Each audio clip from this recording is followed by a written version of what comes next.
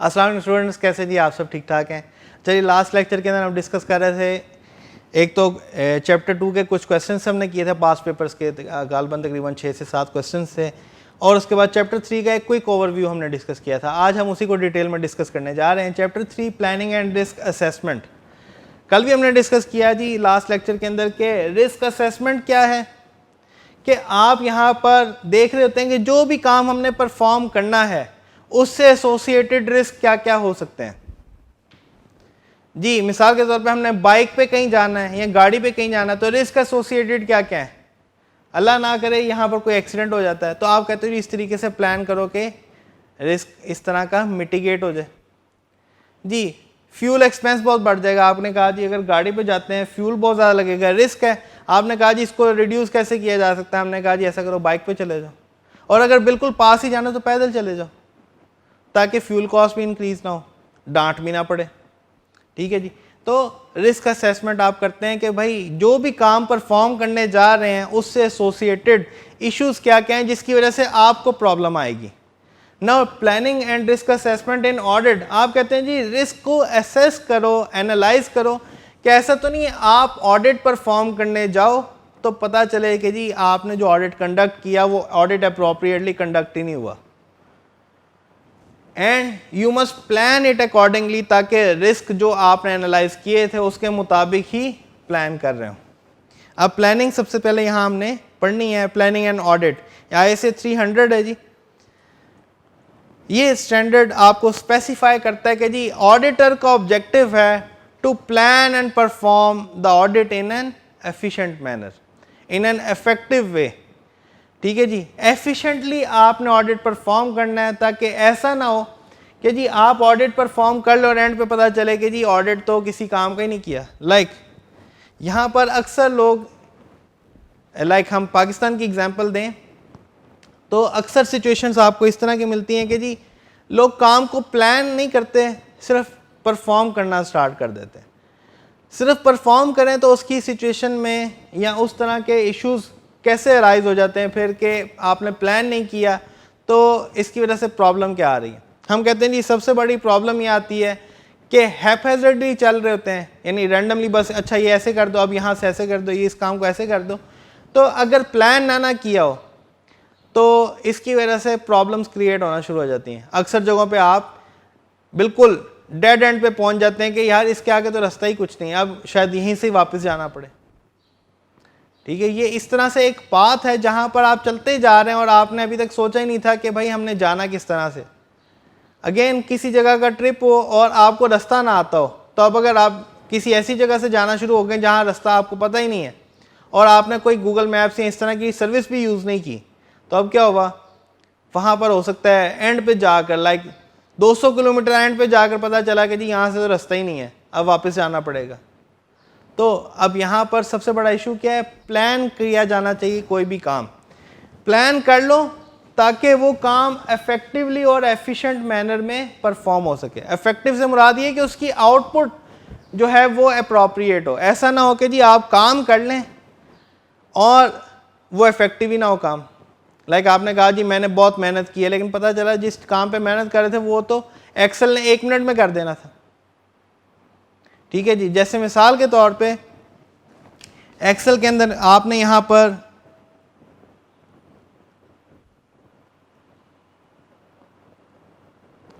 इस तरह से चीज़ें लिखी हुई हैं।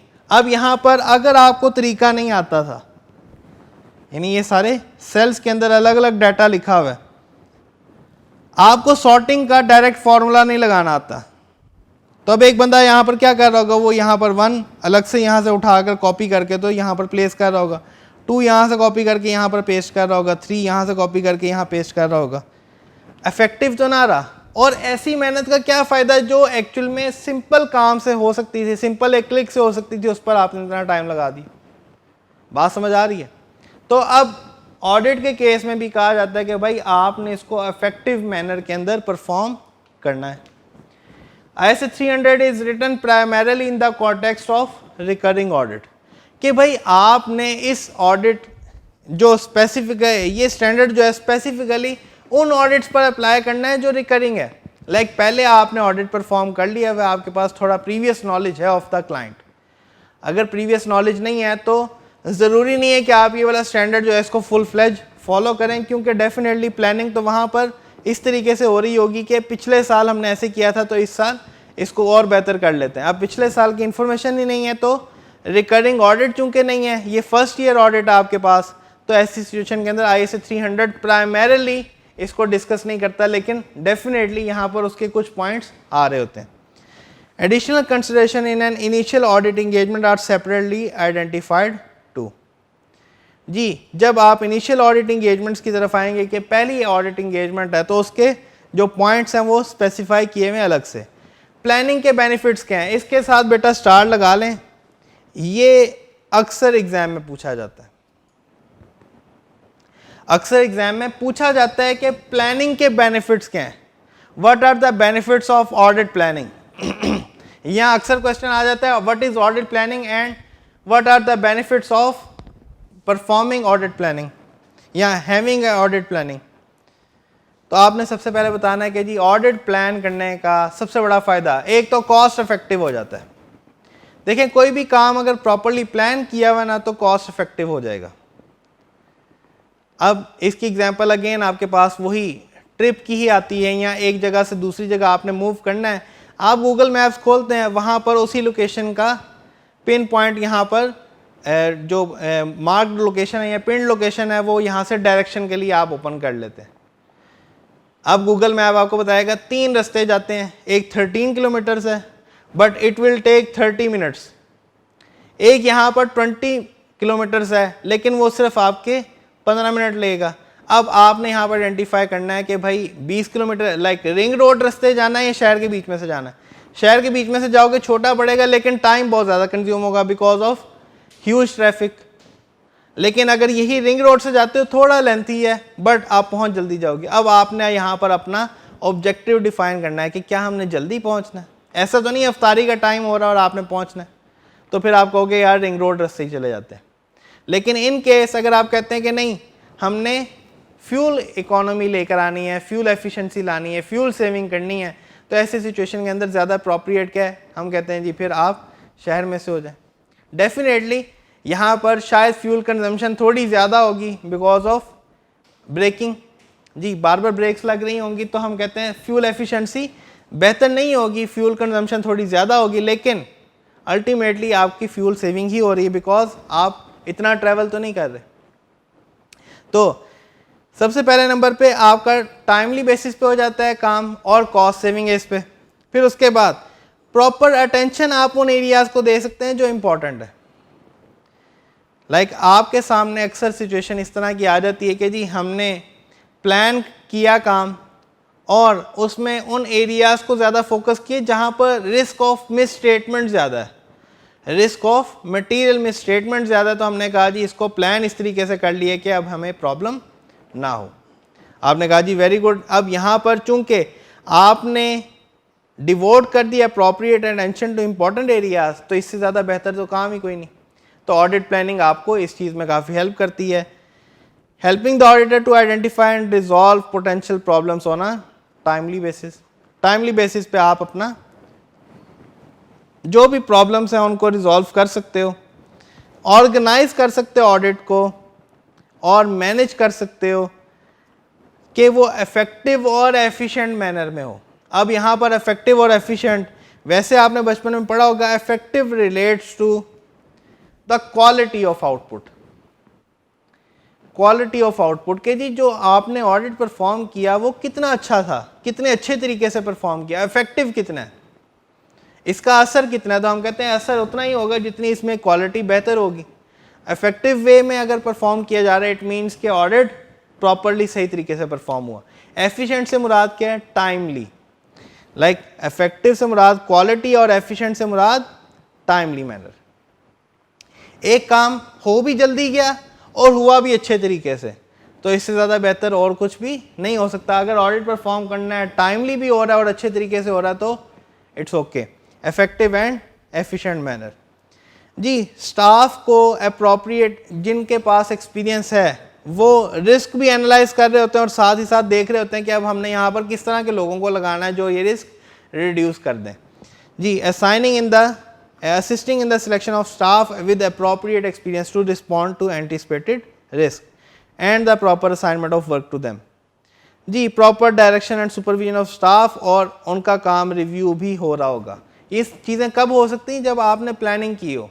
प्लान नहीं किया, आपने बस कहा जी कल से वो फलां ऑडिट है उसको स्टार्ट कर लें, प्लान किया ही कुछ नहीं, ना डायरेक्शन सेट की, जो आप चैप्टर 2 में भी पढ़ के हैं, डायरेक्शन भी सेट नहीं की आपने, इसको ना सुपरवाइज किया ना उसको रिव्यू किया, तो इसका फ़ायदा ही कोई नहीं। ना आपने उनको बताया कि बेटा इस तरीके से डायरेक्ट कर रहे हैं, ये काम जाकर परफॉर्म करना, पहले ये प्रोसीजर करना, फिर ये करना, फिर ये करना। जब ये चीज़ें डिफाइन ही नहीं की तो प्रॉब्लम है। फिर उसके बाद हमारे पास आता है कि जी अब ISA 300 हमसे रिक्वायर क्या करता है?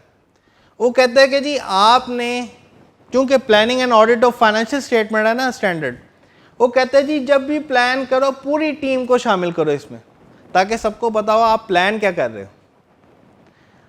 अक्सर लोग इस तरह से प्लानिंग करते हैं कि जी 2 लोगों ने बैठ के सारी प्लानिंग डिस्कस कर ली, बाकी टीम को पता ही कुछ नहीं है। उस ना पता होने की वजह से प्रॉब्लम क्या बनेगी?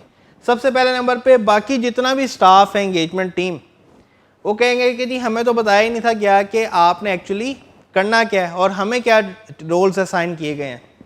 फिर उसके बाद performing procedure regarding the continuous of client relationship, specific audit engagement, evaluating compliance with relevant ethical requirements and independence in accordance with ISA 220।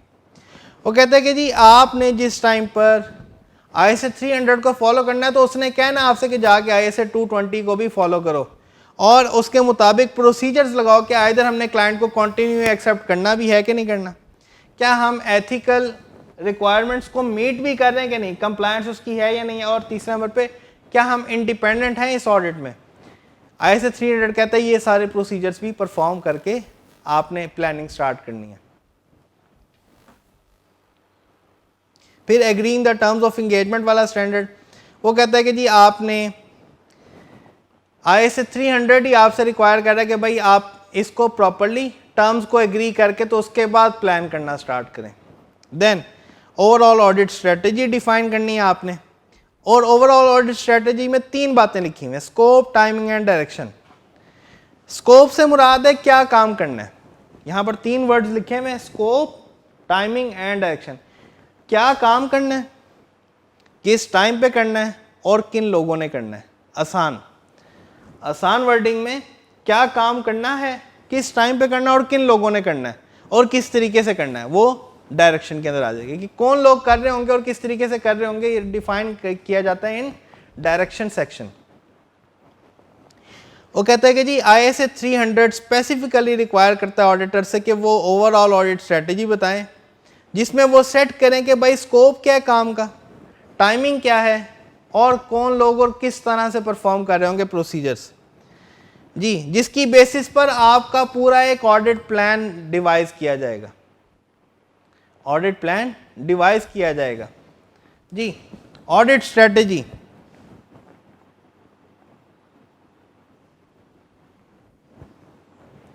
Strategy is the basis to define a detailed audit plan।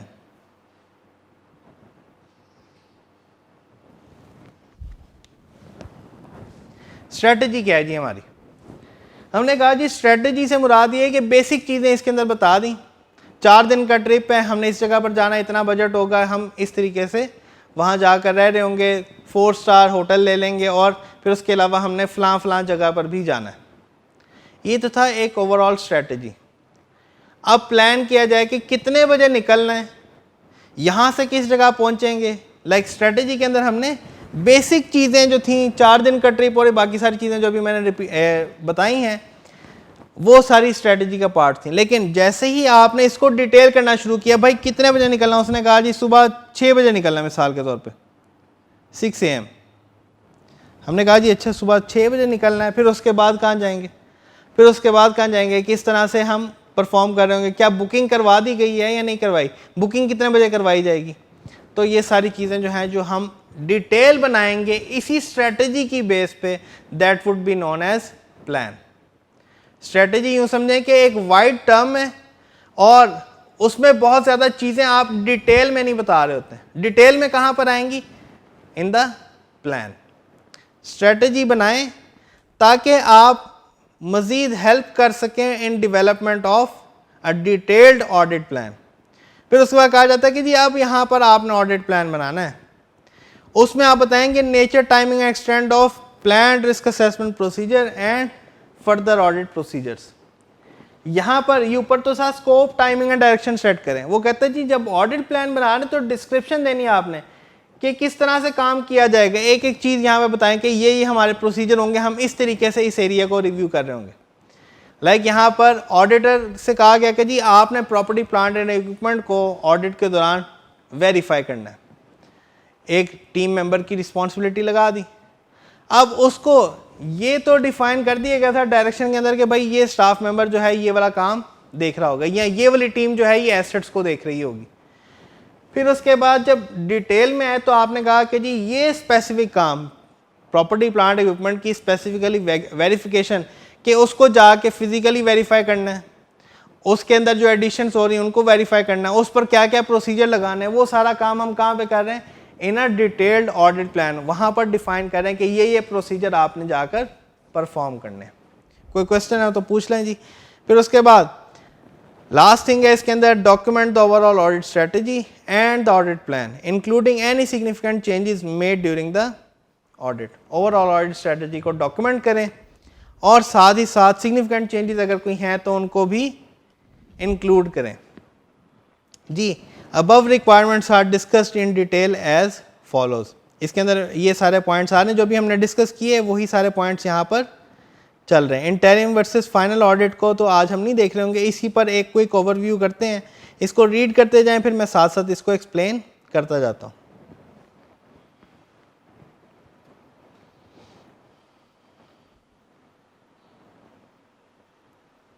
Ji. First point read कर लिए सबने, involvement of key management team members.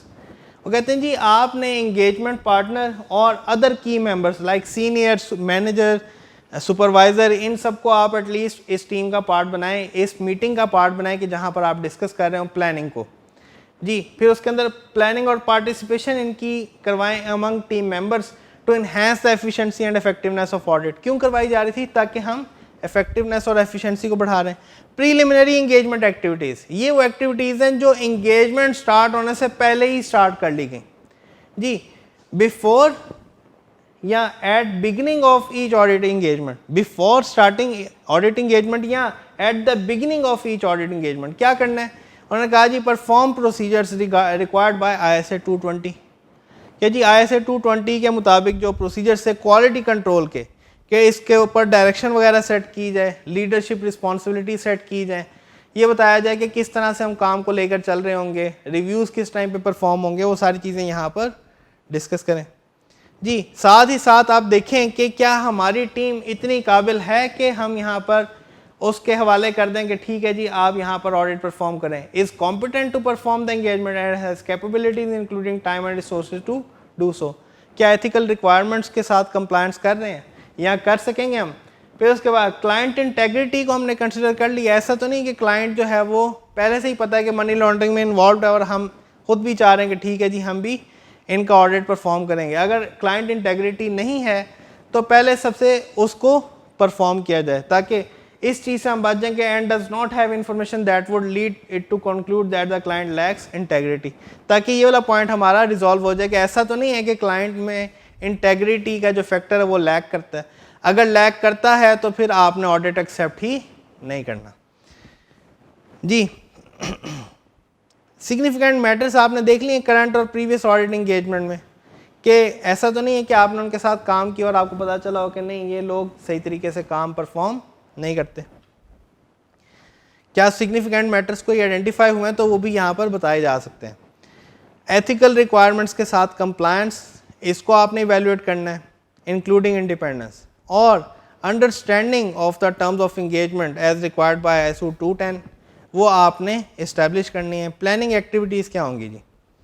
Planning activities के अंदर ये है कि सबसे पहले तो आपने ओवरऑल ऑडिट स्ट्रेटजी डिवाइस करनी है, ठीक है जी, जिसके अंदर scope, timing and direction set हो रही होगी, और ultimately it will guide the development of a detailed audit plan. Overall audit strategy में हम काम क्या क्या करते हैं, the auditor shall identify the characteristics of the engagement that defines its scope.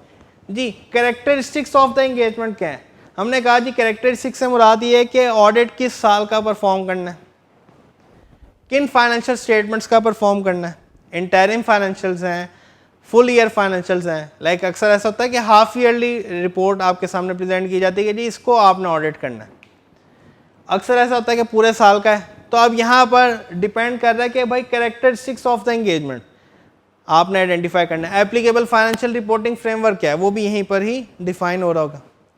Reporting का ऑब्जेक्टिव क्या है, एसरटेन करें कि रिपोर्टिंग का ऑब्जेक्टिव क्या है। To plan the timing of the audit, भाई कब तक रिपोर्ट करना है, क्या कोई स्पेसिफिक रिक्वायरमेंट है, अगर है तो उसको भी कंसिडर किया जाए, और अगर कोई कम्युनिकेशंस रिक्वायर्ड है तो वो भी की जाए। जी, consider the factors that in the professional judgment of auditor are significant in directing the engagement teams effort. जी, अगर आपको लगता है कि यहाँ पर आपको मज़ीद ज़रूरत है एंगेजमेंट टीम को डायरेक्शन देने की, कि भाई ऐसा ना हो कि कल को ये टीम काम करके आए तो हमें पता चले इन्होंने काम ही ठीक नहीं किया, डायरेक्शन सेट करनी आपने कहा जी इसके लिए ज़्यादा अप्रोप्रिएट ये है कि हम इनको एक्सप्लेन कर दें मज़ीद कि भाई इन चीज़ों को इस तरीके से देखें, और ये आपकी अपनी जजमेंट है, this is your professional judgement कि भाई हमारी नज़र में कौन सी ऐसी चीज़ें जहाँ पर इंगेजमेंट टीम को ज़्यादा एलेबोरेट करने की ज़रूरत है कि भाई इस तरीके से ये काम परफॉर्म करना है, ज़्यादा डायरेक्शन की ज़रूरत है। ये आप डेफिनेटली जिस टीम के साथ काम कर रहे होते हैं आपको पता चल जाता है कि जी ये टीम इस एरिया में लैग करती है, वहाँ पर आप मज़ीद उनको ट्रेन कर सकते हैं, आप उनको मज़ीद बता सकते हैं कि भाई ये काम इस तरीके से नहीं, ऐसे करेंगे तो ज़्यादा अप्रोप्रिएट रिजल्ट निकल आएगा। प्रीलिमिनरी इंगेजमेंट एक्टिविटीज़ आपने परफॉर्म की, तो अब आपने उसको कंसिडर करना है कि उनके रिजल्ट्स क्या थे। Whether the knowledge gained on other engagement performed by the engagement partner for the entity is relevant, क्या अगर कोई और एक्टिविटी अगर परफॉर्म की गई थी इसी क्लाइंट के लिए, इंगेजमेंट पार्टनर ने अगर कोई पहले इस तरह का कोई काम किया है तो उसमें क्या आइडेंटिफाई किया, वो प्रीलिमिनरी इंगेजमेंट एक्टिविटीज़ के साथ साथ आप कंसिडर कर रहे होंगे। नेचर, टाइमिंग और एक्सटेंट ऑफ ऑडिट प्रोसीजर या resources necessary to perform the engagement, वो सारे यहाँ पर आप कंसिडर कर रहे होंगे।